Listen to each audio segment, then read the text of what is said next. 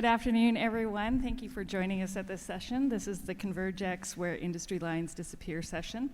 And we also are very well recognize the fact that we are between you and either food or drink afterwards. So we'll make this session as lively as possible. My name is Kimberley Van Vliet. I am the founder and CEO of ConvergX. Just to give you a bit of a background on it, it's a congress that was started 7 years ago that brings together decision makers from around the world, from multiple industries such as aerospace, defense, security, space, energy, mining, tech, agriculture, construction, MedTech, fashion, you name it, we probably touch it. And it was born out of our consulting company, WaVv, which helps companies who are looking to diversify into other industries and sectors do that, because it's not always that easy to accomplish. As a result, I have been a part of, or appointed to, a delegation for NATO, where I help industry help industry and NATO access industrialized technologies into the NATO ecosystem. So we look for not only defense technologies, but non-traditional defense technologies to take into NATO. So that's where we're at, and today we're going to talk about how to look outside the box and where other opportunities lie, and they don't always lie in the industry or sector that you are in. But before we get started, I am going to have our panel introduce ourselves so you know who's sitting on the stage here with me. So, John, go ahead. Hello, everyone. Ooh, wow. Hello, John Sheehan. Tell everyone I'm a recovering engineer. Spent 20 years at Lockheed Martin, half of that in what's known as the Advanced Development Programs, or Skunk Works, figuring out new ways to solve problems for defense customers. The other half spent in business development and strategy, a lot of that in taking defense technology and transitioning it into commercial applications, and vice versa. Spent about the last 3 years at AWS, helping use my knowledge to help startups come into the defense industry, and I recently just joined a startup in AI battle management. Hey, good afternoon. I'm Scott Gale. A rebellious optimist, a strategy nerd. My day job is executive director of Halliburton Labs, which is a clean tech, hard tech accelerator experience that we've built for commercialization stage technologies, 32 portfolio companies around the world. Have a few hobbies, including voice acting. I host a couple of podcasts, film investing, angel investor. I have 4 kids, don't sleep a lot, but it's a privilege to be here with you and excited to cover the topics we're going to today. Wonderful to see everybody today. We've got about 40 or 45 people in here, I think. Only 3 wearing hats. Awesome. Good to see everyone. I'm Josh Potter. I was a Special Operations Officer, Green Beret, for about 27 years, kicking indoors and doing all the things that fun officers do. I've had about every fun, sexy job that you could possibly imagine, still alive. And when I left that fantastic thing, I figured, well, what else is there really, in life to do and to go to achieve? So I went into information technology, which is totally, that makes sense for everybody, because what do you do with information technology? It connects everything. It started off, the company I work with now is called ITility. As a director, I work with them. And it's information technology, it's enterprise management, it's program management, it's databases, it's warehousing, it's cybersecurity, but they also have figured out how to go into new and exciting ways of doing technical training, working with augmented reality and virtual reality, and bringing in simulations into just about every different commercial industry as well as the government sector, which is one of the reasons why Kim invited me here today, is to go ahead and to explain how a hard-nosed, routine type of special operations soldier can expand into just about every one of the marketplaces that's currently out there in industry, with the exception of fashion. My wife and my daughter still dress me. Other than that, I'm pretty accessible into just about anything else that you guys are working with. And I am here for one reason only. My CEO said, go to CES, find the new emerging technologies, find the people that want to take technology, that they have a new product, they have a new widget, and find out where it's not being used, and let's get after it. Let's make that and bring it into a different marketplace that they haven't thought about before. Thank you all. It's great to see at this late stage of the conference. My name is Sylvain Bedard. I'm a retired military general, aviator by trade, so 28 years of flying around the world, 7 peacemaking, right up to war campaigns around the world. Once I left my military career, I got by chance into innovation and was looking forward to things that should have been in the military and tools that were existing that were not available to us for many reasons. And paired up with a company, and funny enough, with my innovative mind that had created through peacemaking and wartime scenarios, develop at first recreational vehicles and repurpose them for the soldiers out there. For example, weaponized Sea-Doos that are used around the world today. And so this crossing of industries has been very close to my heart since I left the military 10 years ago, and taking some what Kim refers to as non-traditional defense, things that we see on the floor here and folks don't know because they stay in their silos. And so this is why I have ConvergX at heart, because some of those things should have made it to our warfighting and defense machines and institutions around the world. So thank you for having me here today. Thank you, gentlemen, for joining. And so just so everybody's aware, the way ConvergX typically runs, and you'll hear more about it and how we're going to run it, because CES has approached us to do an entire track next year. So there'll be private invitation only area. So if you're interested, and I'll repeat this at the end too, if you're interested in being a part of that whole session, it'll run a little bit differently than what we're doing today, because today we only have 40 minutes, so it'll be quite high-level discussions, but I hope of value as well. So as we get started here, so gentlemen, one of the questions I want to throw out to you, there's been a lot of, as we've walked the show floors over the past 3 days, there's a lot of disruption, innovation, invention, and so what are you seeing as common levels or unique levels of disruption or innovation for the industries that you engage with? John, I'll start with you maybe. Sure. Well, it's interesting you mentioned those words. There's innovation, there's invention. There's a lot of things going on that you see that are innovative new technologies and capabilities, particularly in AI, some of the things that we saw in virtual reality and augmented reality, as well as simulation, the gaming world. You see these things, but it's not so much the disruption, I think, that's coming from pure innovation of someone invention, of someone coming up with something new. It's the innovation, sort of playing off what Sylvain was saying, is that how do I bring these things in so I can start finding new areas where that they can be used, right? Innovation sometimes is taking something that's being used in one area and bringing it over to solve a problem that's similar. And I think we're seeing a lot of that in the things that are here on the floors that have applications and potential markets that many of these companies may not have seen yet. Absolutely. And just before, and I'm going to turn it over to you, Scott, as well, and we're not going to keep going down the line, so just feel free to jump in whenever. But also for the audience, we like to make it very dynamic. This isn't about us talking to you all the time, so if you have something you want to comment on or say, please raise your hand. I believe I'll be able to see it with the lights, or jump up and down if I don't see you, and then we can go to your question as well. Go ahead, Scott. Yeah, sure. I mean, disruption is prevalent, right? I'll speak from an established company's perspective. Many of you are here with organizations that you're looking around and you're saying probably, what's my AI strategy, or what's my drone strategy, or whatever that might be. And I think that there's challenge and danger in that, because you should be rooted in what your strategy is, what makes you unique and differentiated, and how to think of those as enabling tools. And so I think it's a place to get inspired and to step outside of your reality to sort of imagine the art of the possible and how that might be applied. I think also this is a great opportunity for collisions to happen, and from this sort of serendipity takes place. And so I think the ever-present disruption that is facing all of our businesses, it doesn't matter if you're in energy or defense or ag tech or consumer tech or MedTech, something is coming that's going to disrupt your business.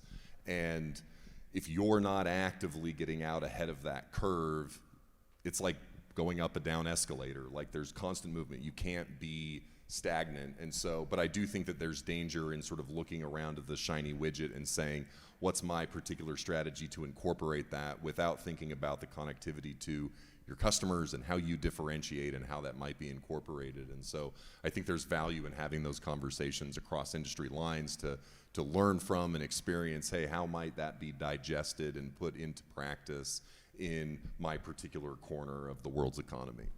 Yeah, and sometimes to that point, it's not just the thing that you're looking at, the drone or the AI, but it's finding something new that disproves a belief you may have had in your context that you've built your strategy on to say, oh, well, something I knew that was true is now no longer true. That's really important. Now, how do I bring that in to figure out what I'm going to go do? Yeah, and building off of that, to be honest with you, Scott, one of the things that I found that I was taken back by, and I didn't expect when I walked in, was two things really. The first was how prevalent autonomous vehicles, autonomous motion has become across the board. That stunned me. That to me was not something I was ready to do, because I'm a guy who likes to get his hands dirty. I like to go through things myself. I'm kind of one of those tactile learners, so I like to go do things. I don't normally look at, saying, hey, I want to go from here to here, have a good day. I don't let that happen with my kids. God knows I wouldn't let it do with my car. Certainly not a $30,000 BMW. But we're seeing them all over the place right now. So it's pretty impressive. So I thought that the autonomous vehicles, to me personally, I'm thinking about how else I can use and incorporate those things with mashing in, which is the second component of this, mashing in other technologies such as AI level, the drones. The way that AI has been able to infect drone technology to help it maneuver, I see things like that, the LiDAR, the four-dimensional radars controlling transportation and then using it for other purposes in the security areas and security industries as well, which is one of those things where, hey, it goes across those lines, where it goes from everything from agriculture to defense to public service transportation. Yeah, I think to keep going on the theme of CES and the background that it provides, I see the floors is immense, but if you take a step back at what you're looking at, it feels to a certain extent like a race. There's a race that's set by the deliverables, right? Which is an outcome, which is often driven by revenue. There's passion. There's all sorts of reasons why these companies are all here spending the money to be at CES. And I think sometimes that race is focused on the deliverable that is within your knowledge base. And what we're here to talk to you about is that sometimes it pays, especially from a de-risking perspective, to pay attention to somebody else who's doing, may have taken a product or been successful at something.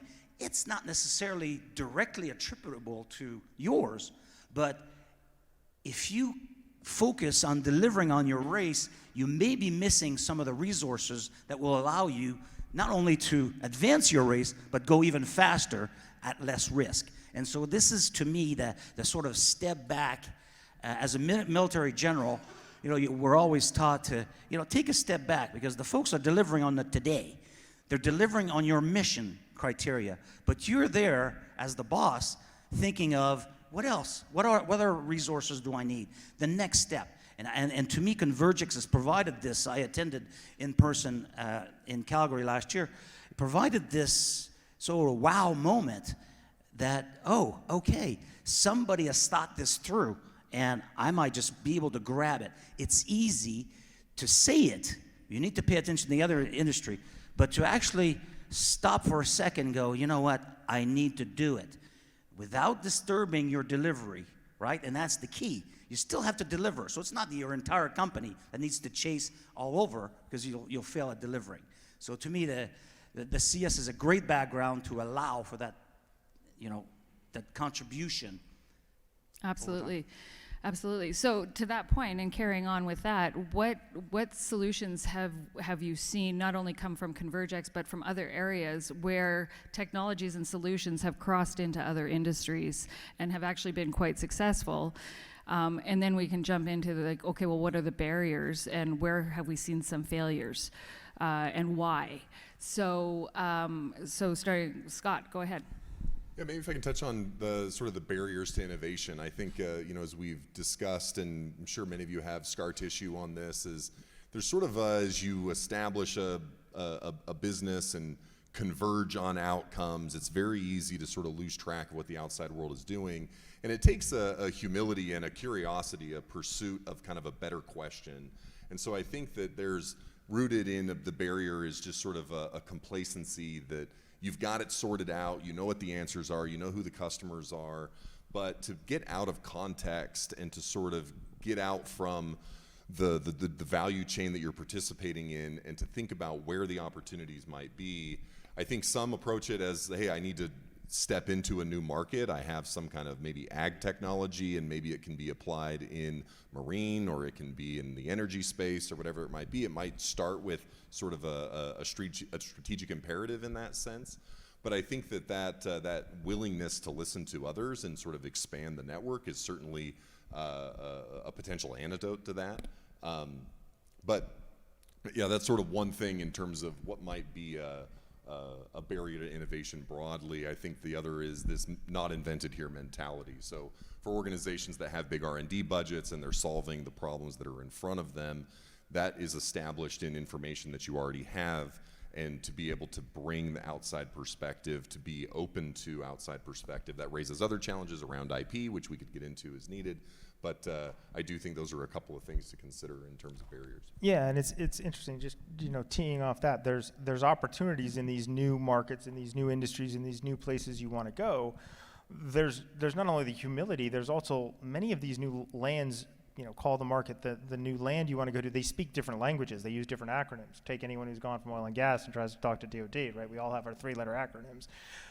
But being able to get past that, you mentioned humility, but there's also a degree of courage in just saying, like, look, I'm going to have to go work with or talk with these people that have different problems, that are solving different problems, and it's going to feel a little uncomfortable because I'm really used to my little ecosystem of I know the problem and I know the ways to solve that problem.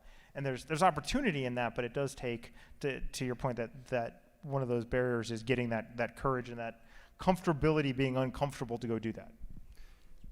If I could, the two barriers that I've seen probably most prevalent in any organization, number one is ego, because you have an institutional belief that you are always right, and you may just be of a higher position or station, and everybody else has to listen to you. That's also quite possible. That also feeds your ego. So ego and bias, which is you're a product of your own education, your own experiences, and if you're unwilling to listen to other people who have different experiences and different educations, even from different industries, that will hinder your productivity and your growth. Let's not forget contracting. I mean, DoD, many folks, if you're here, right, DoD, defense, security, that just looks hard, right? And there's a lot that's happened in the last 5 years to make that a lot easier, but it still looks hard and it's complicated. There are ways to do that, but it is just a barrier that if you can find, to get over some of that barrier is finding some of the people that you find at ConvergX and you find by building these cross-industry networks to be able to say, okay, I need a guide. I need somebody that I can help kind of de-risk this and have a conversation with. Because, beside our acronyms, we do love really complex contracting mechanisms. Absolutely. Yeah, the one thing that comes to mind when I listen to this, we have this conversation, is there's some of those things are quite simple. And for most people, if we had the time, we'd have a little survey, and I would ask you, if you think of military and defense, our minds usually go to, images would be a weapon, a fighter aircraft, a huge gray ship. People forget that the military bases are cities in and of themselves. An aircraft carrier is 5,000 people. Guess what you need? You need doctors, you need food, you need every component. And so those are actually pretty simplistic. And so when you take the challenges of dealing with defense, which is my background, people are scared by what you're talking about here, John, which is the contract and it's heavy. But you're an expert away from that, right? And taking you by the hand. And that's, promoting pitch. That's what I do, is I take companies by the hand. And so at the same time, that expert, I would warn you, some people get excited because they are not talking, they want access to the general. We provide that. I can provide access to generals in just about every NATO, North Atlantic Treaty Organization, right? I can do that. However, when you talk about hindrance, there's also some traps. People, I've had the experience, you take them so far, and then one tangible example is the folks wanted to continue and harp on their product because they believe in it. I was telling them, slow down. You've got their attention. One of the things that I will tell you free of charge is you need strategic patience for defense contracting. This individual in this example I'm referring to at one point got so I hate to say aggressive, but dynamically involved that, the Canadian government basically said, we're done. We don't want to deal with you anymore. So, when you talk about crossing industries, the expertise that is gained in the other industries are also important to consider. It's beyond, the language is important, but beyond that is cultures that we have to work off of. Yeah, and it's also time to feedback. If you're going into a commercial industry, you can get things into the market, you can get feedback, right? In oil and gas and in the military industrial complex, it's harder to get that feedback, right? It's harder to get things out. It can be done, but it is a different mechanism. And I think that feedback helps you, especially if you're developing or trying to modify a product to make sure you're hitting the actual value for the customer, but it's a different mechanism than you do in the commercial world. And it's also a challenge for us going the other way as we try to figure out how do we take technologies that have been developed in the defense industry and how to bring them into a commercial market. Well, and it's everything that you all mentioned, but it's also the pace of business, right? Tech, and pace of business here is fast, lightning speed compared to defense. Or we're all getting better.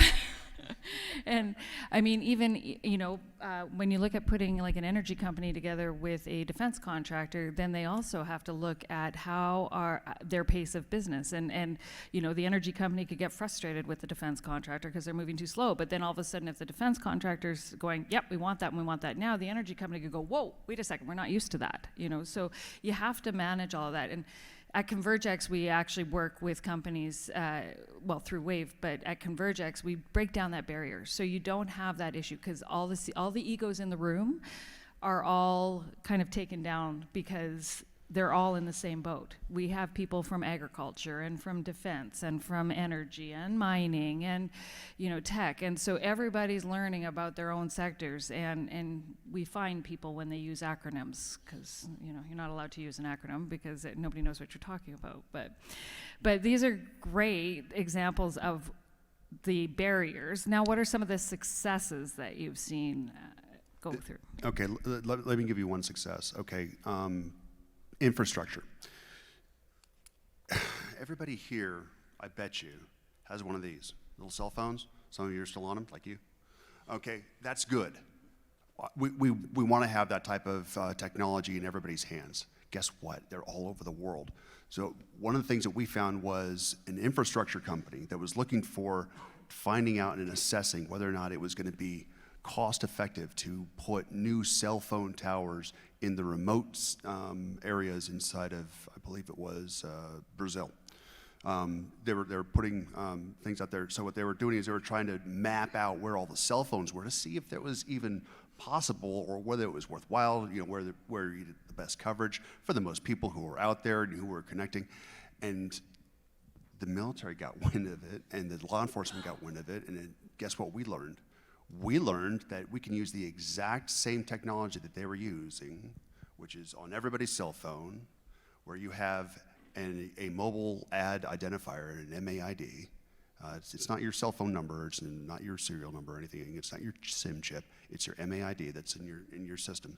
And that is what is being bought and sold by advertising agencies going back and forth. And every time that you use your cell phone to connect to certain things, you send a ping up to, through the cloud and the internet and everybody else, and God sees you and everybody else. So these companies, a very few bunch of companies, use these to figure out where everybody's cell phones were. But guess what? They also were able to store that data, and some of them have been storing that data for about the last 3 years. So the military figured out that if we look at a certain range of mountains inside of Peru, which the government of Peru had asked us to do, we can identify things like Sendero Luminoso camps and exactly where the cocaine was being processed, where the cultivation sectors were coming in, where the distribution points were, where they were going ahead and doing their manufacturing, who they were talking to, who they were paying off, and everything else based off of the fact that people were using Google, Google searches and Waze. That is an example of how infrastructure technology using MAIT and it went right into the security sector, and I've used it and it is phenomenal. It's also kind of expensive because it's not commercially available, but it's very expensive. We'll just say that. John, how about you? Sure. Yeah, so, some of the opportunities I've had the chance to participate in is bringing things like some of the drone technology early on out of Lockheed and some of the geospatial analytics. I mean, the ability now, combining that geospatial analytics with just the last track and a few that were here before in terms of the access to space and the satellites that are going up, what used to be very, very high-end capability to go get images of the world, to be able to understand the world, to do planning, to figure out where your ships are, to do whatever is now very accessible, right? The same thing with drones. We see that in the floor, and we see that in the things that we're talking about now. These things 10 years ago were very much still within the military world that now really started to have transition. You're starting to see places where that can add real value. Absolutely. Scott?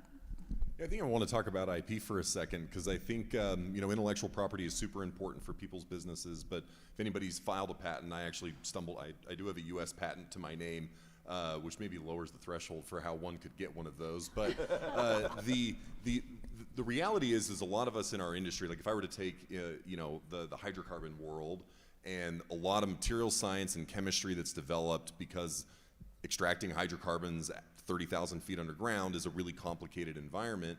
Well, it turns out that a lot of that IP could be used in other applications, space tech, defense tech, other things. But a lot of these organizations that develop the IP, they get really defensive about it, and they think that if they're having a conversation that they need to have the ownership of that IP. But it turns out that if you really take a look at the portfolio, the stuff that's actually scaled outside of your core industry is literally zero. And so this having a real conversation about IP for us was really important to say, as the future of energy is evolving and is clearly going to be different tomorrow than it was today and yesterday, that where that innovation is coming from, particularly from the entrepreneurial ecosystem at large, that we should be really sort of open-minded and create an open environment where we don't have to create all of these barriers to interaction and innovation like NDAs and things like that, or joint development agreements, because by going down that path and implementing all of this heavy bureaucracy, you actually snuff out the opportunity to have those conversations and discussion. And there's a time for that at some point. But as we were standing up Halliburton Labs, for example, as an accelerator experience, we actually got to a point where we pre-assign any jointly developed IP to the participant company startup with an opportunity to license that back if there happens to be a particular area of interest. And so I think that in building that out and thinking about cross-industry collaboration around intellectual property, being realistic about what those outcomes are, I think is a point that's worth referencing. Yeah, Absolutely. I think that's. Oh, go ahead. Okay. No, all I was going to say is that's what, for example, what NATO is looking at right now. They recognize that they can't solve all the problems themselves internally. And so that's why they're looking out to industry for a variety of different technologies and solutions. But they're going to be going through they are going through a huge learning curve right now, because they're recognizing they're used to dealing, it's a military organization. NATO, North Atlantic Treaty Organization, it's all military. However, they're recognizing that for energy solutions and food solutions and waste solutions and other things, they're going, well, and tech, they recognize that they don't move at the same pace as industry. So how do they go about engaging with industry? And so they're in a big learning curve as well. But there's tons of opportunity, because I can guarantee you an energy company doesn't necessarily go, oh, I have a solution that can help NATO. You don't think that way. So really it's about, or an agricultural company. I mean, part of our future warfighters, part of it is feeding them. So you kind of have to look at the agricultural industry as well. So where are there other solutions, or where are there opportunities, not only for all industries to cross into each other? Sorry, John, I didn't. No. I think that, teeing off both that and Scott, your comment, I think there's a balance between the speed at which you can go to solve new people's problems and the protection in the IP. And I think, to your point, so often people will get focused in on just being able to protect the IP, right? If somebody were to get this technology and they see this patent, then oh my gosh, it's all gone and I can't do anything. And the reality is, very often there's real problems, like you were saying, Sylvain, and there's real problems that the warfighter needs, that the defense industry needs, that commercial technology can help apply, and vice versa. But it doesn't just happen to be, well, here's the patent. You need to be able to work with somebody to get it done. There's lots of barriers to get that done. And so, to your point, it's less about being focused on necessarily all of the IP that I have to protect from the very beginning and I can't have any conversation, more towards how do we come to a joint problem? How can I use this technology or the thing that I have to solve a problem you have? And if we start from that standpoint, then we can work back. For sure. So we have about 8 minutes left. Are there questions in the audience or comments? Go ahead, sir. I think there's a mic right there in the aisle. Very interesting conversation. There's motorsport to defense as well, right? In NATO, you have a lot of new members trying to build up to their 2%. They're trying to create their own defense industries to support that. So bear the brunt of, what's needed to do in the world and the world policing. And so you have smaller companies trying to work with larger companies, and there's big ego. But how do you get to those real inventors? And how do you help these smaller companies bridge this financial gap, going from, a certain technical readiness level to what you need? Yeah? If I could start with it, I know Kim's foaming at the mouth and wanting to go, and she's salivating over this question. But I will take a little bit of time and say, I was working with one of those small companies that wanted to get into NATO and didn't know how the heck to do it, especially as an American company. First off, for the American companies, you have to register through the Department of Commerce, and you have to be registered in SAM in order to work for NATO or work with NATO. Okay, so you have to go through a SAM registration, and then you have to register specifically in with the Department of Commerce, because that's where all of the contracts that are supporting NATO go through. Okay, but I will let Kim go ahead and tell you a little bit about the industrial complex that she. I'm gonna cut her off. Go for it. Because I like your question, because it's a very tangible question. This is what you explain is so real.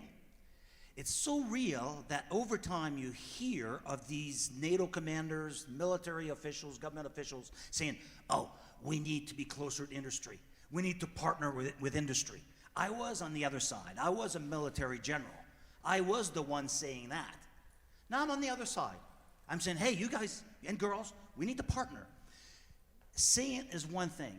And the one thing, to answer your question a bit more directly, the recognition by them, by these folks, comes down to now NATO, for example, creating their own fund, right? So watch that space, because they'll address your question. Well, and this Diana is sort of the search, right? It's searching for industry, right? The types of things. Have you heard of Diana? Okay. But what I'm talking about is the NATO fund. there's the NATO which Innovation is the Fund. country's putting millions and millions into a fund that will be managed to help cross that, that little gap. I think it's called the valley of death or something. It is. Right? Where the companies, what you're hinting at, the small companies get just close enough and they have a solution. But then the timing of the requirement put out for the contract is 2 years, and then Now, you're hanging with nothing.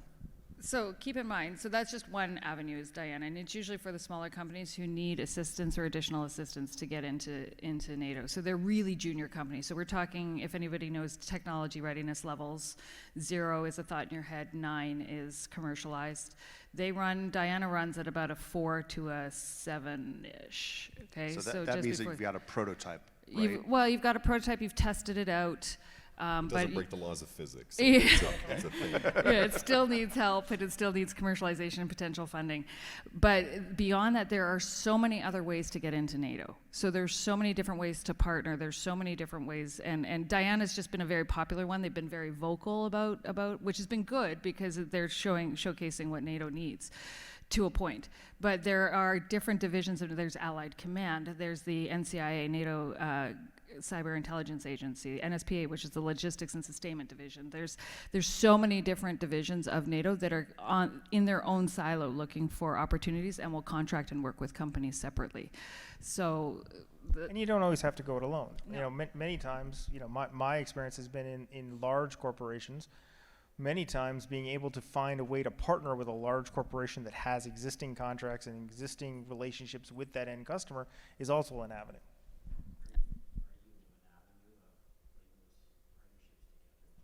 Well, I'm not now, but